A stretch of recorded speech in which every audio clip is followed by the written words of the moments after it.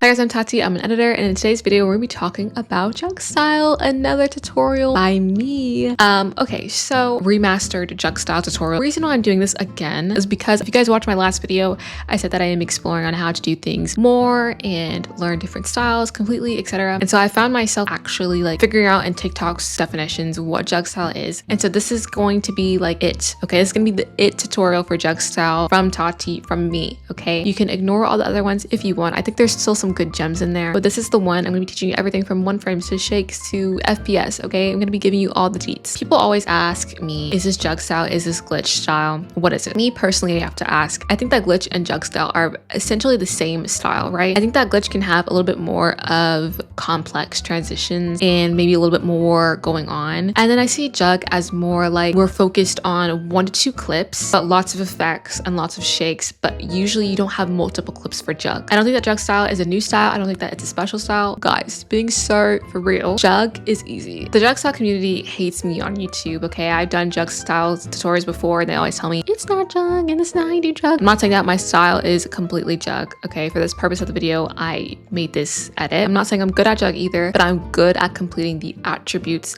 of JUGG so that you guys can do it better. Okay, right. So yeah, that's just how I would differentiate the two. One is like more focused on 1 to 2 clips, and glitch is like focused on multiple things and multiple complex transitions. So that's that. Why? The reason I say JUGG is an easy style is because it literally only consists of 3 main things: shakes, 1 frames, time remap. That's really it.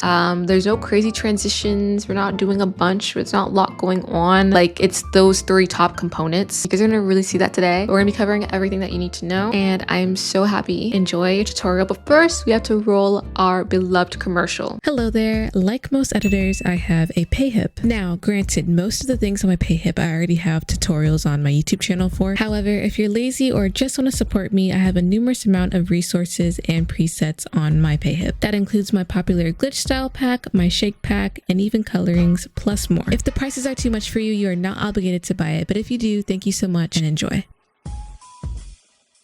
Hi guys, welcome to the official JUGG editing style tutorial. This is the edit we're going to be referencing up today, learning these shakes, these transitions, etc. Like I said in the beginning of my video, JUGG style is a very easy style. Sue me, sorry. I would say we're going to be working with 3 components, which is time remap, 1 frames, and shakes. These are essential to what make a JUGG edit. So here we are at my lovely After Effects. Yours may not look like this, okay? I have things kind of switched around, a little bit crazy. I don't know why I have a random beat marked. Okay, one thing that I also think is important with JUGG is clip choice. Typically with like real JUGG edits that I see, they do like 1 scene and chop it up into multiple clips. That's exactly what I did with the example edit. I took 1 little YouTube video and I chopped it up. I'm gonna be telling you something that's very important. Your FPS. We are going to put the frame rate at 23.976. Erase the 60 FPS mind control, okay? For JUGG, we're just gonna do basic, which is 23.976, especially when you start adding a lot of effects. If you do it on 60 FPS, your computer is going to cry, okay? So put it on this.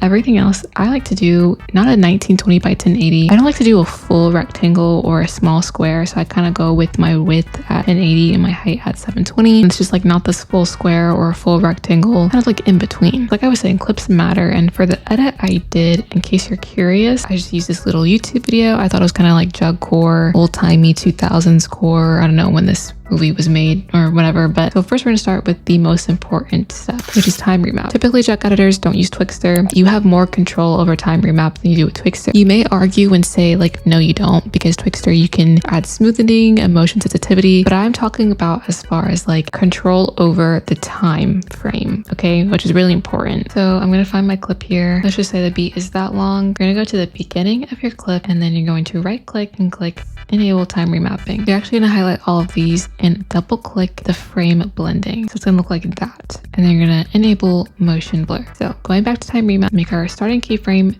here. Don't touch it, okay? Then I click O and it jumps to the end of the clip, the last frame, and I increase it between 3 to 5 seconds. If you do too many seconds, it's not going to look right, okay?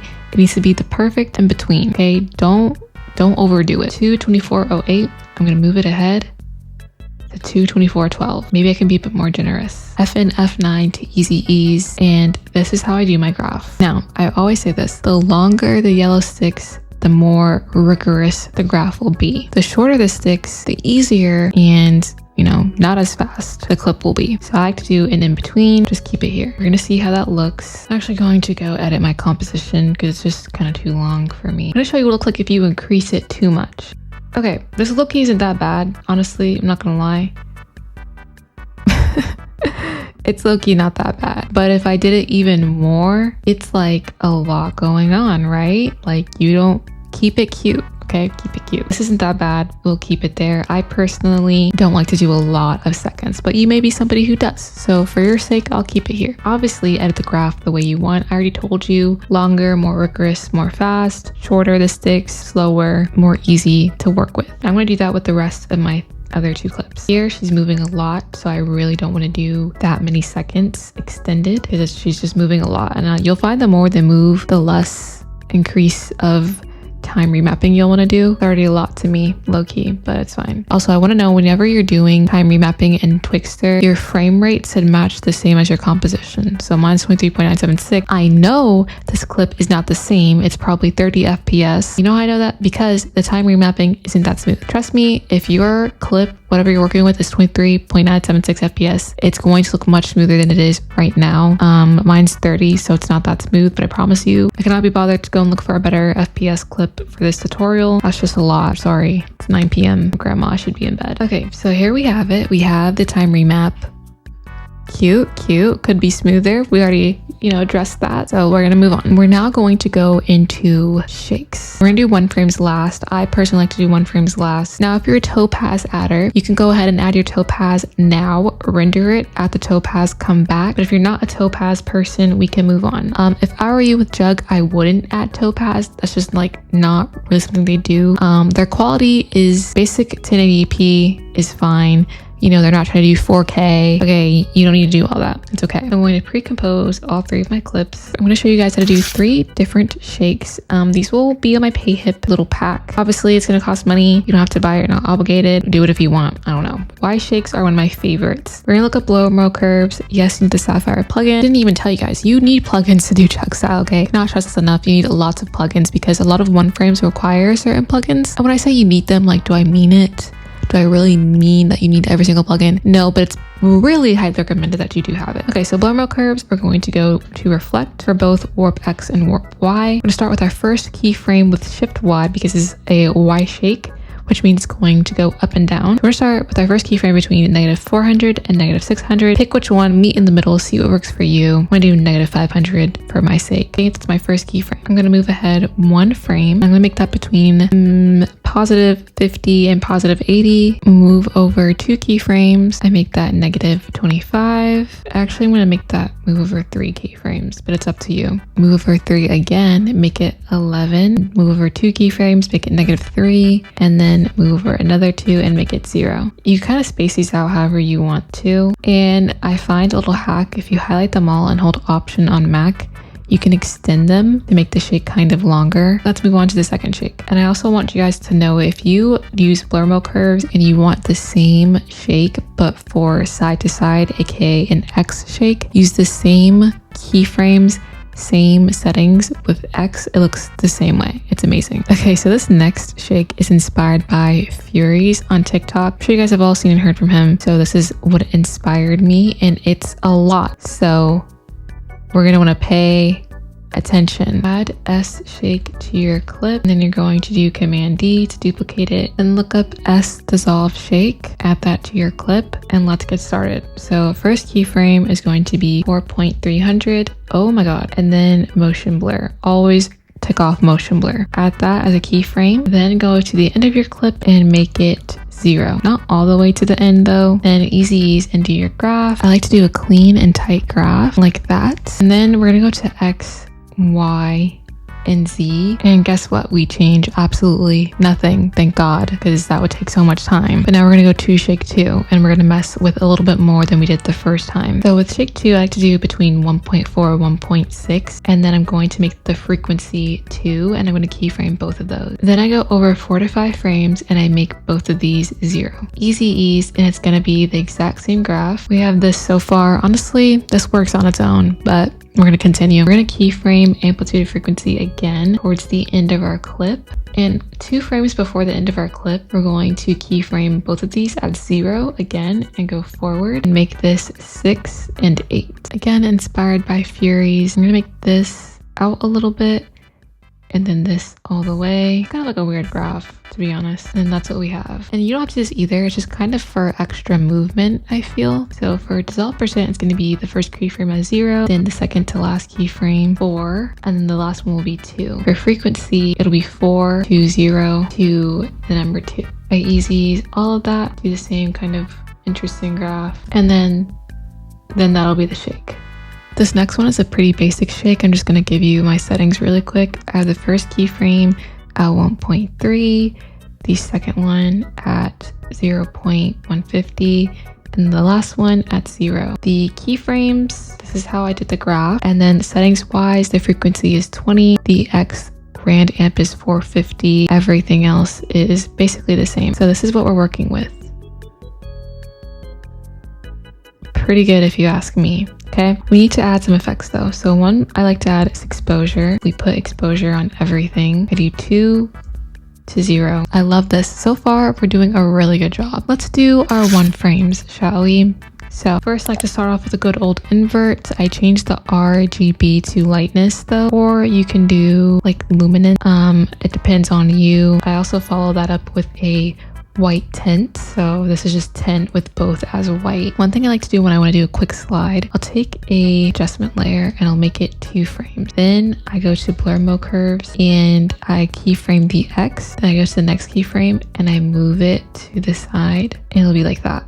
And I love this so much.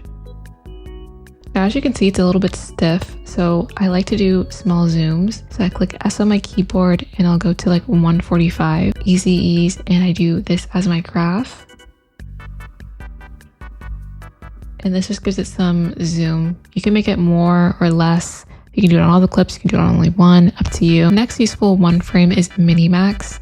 So you just get it and you kind of just make it whatever you want. I do like 50 to 55, and then I choose a like direction. We'll do horizontal, looks best. I'll add hotspots and then I adjust the thresholds and I'll get my exposure and maybe I'll maximize the exposure. And I like to make it 2 frames, to be honest. Sometimes I make it a whole 3 frames so it's on there longer. I love that. Okay, glitchy stuff in JUGG is also very common.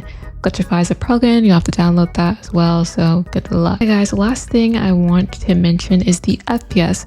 Thank God to my friends, because guys, when I was a baby editor, I used to think that if I want like that gritty, like laggy FPS type of effect, do I have to edit in low FPS? I hate editing in low FPS, okay?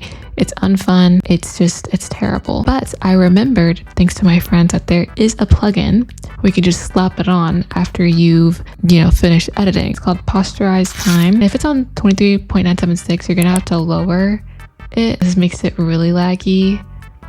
But if this was on like 60 FPS, which I'm gonna show you. Okay, this is it on 60 FPS. Guys, pretty smooth, right? Then I turn on Posterize Time and it's just like laggy, So if it's on 23.976, you're just gonna have to decrease the frame rate to what you want. But if you did edit on 60 because you have a nice computer, then just adding it at 24 is fine. Another little detail I do is as flicker. Use flicker warnings, guys, if it's really high flicker. Then I also add my panning, which will be in my pack as well. If you want to, I also have tutorials on my panning, so it's no big deal. You can go back to regular Tati. Guys, how was the tutorial? Period. Okay. Thank you guys so much for watching. I really hope you guys enjoyed the tutorial. I really hope it was helpful. You can email me, message me almost anywhere. If there's any concerns with the packs or you guys have any questions, comment down below. Yeah, okay, love you. Bye. Mwah.